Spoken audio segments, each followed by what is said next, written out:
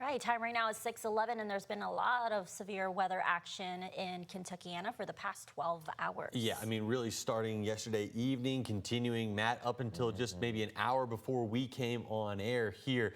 And the rain that we see behind you, that's really impressive. Over a 12-hour span, yes, it is. You know, there were multiple flash flood warnings.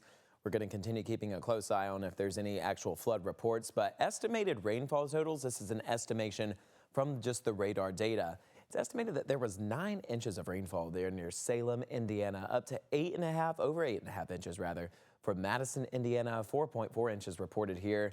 In Louisville, it certainly was a wet weather pattern. Here's a loop of the last 6 hours. Those storms, as soon as they arrived into the evening time, they really brought in a lot of thunder, lightning, the heavy downpours, gusty winds.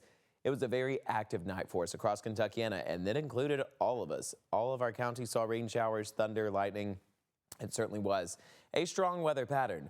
As of now, though, we're just seeing those clouds lingering around our skies. Still expected to stay cloudy through the rest of our morning time. A few spotty showers will be possible, but we do have another round of active weather headed our direction later into the night. This time, though, focusing a bit more into our southern counties.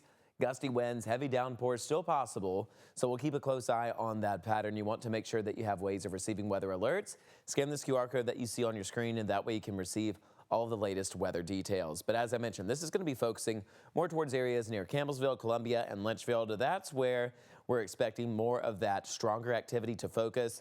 The rest of us near the Ohio River and over in southern Indiana, thunderstorms still possible, just not as intense, and it's likely just going to be another round of some repeating rain showers. But let's talk about 50 Tuesday. For today, we're still expected to stay mostly dry through the afternoon. Those clouds will begin to ease up just past when the gates open at 11:30 a.m. We'll see those clouds starting to fade away through the afternoon. We should have more sunshine around just into the middle of the day, and closer towards the final races, we'll see those clouds starting to build back in our skies. So throughout the upcoming hours, by the afternoon, as I mentioned, the sunshine briefly pops in, temperatures into the upper 70s. Closer towards 7 p.m., that's whenever we'll start seeing those first few clusters of thunderstorms develop towards our southern counties, bringing in likely some of those rounds of some heavy downpours, some gusty winds. That activity flows its way farther towards the north, allowing it to reach the Louisville metro and also southern Indiana closer towards midnight. And they will be less intense as they continue to make their way farther towards the north. We'll keep scattered showers lingering around through the first few hours of our Wednesday morning, still starting the day off a bit wet, but likely less thunderous.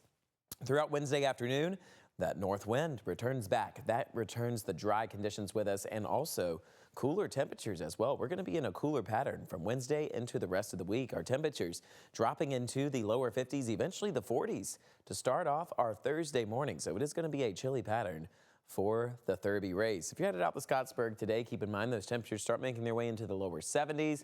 Not that bad through the afternoon hours. So here's those Derby race forecasts. You can expect temperatures to stay into the lower 60s. We continue to get chilly as we head into the remainder of the week. The only day that we're keeping a close eye on for returning rain chances is going to be on Friday before the Oaks race. It's likely that we will see a few periodic showers throughout Friday morning and Friday afternoon.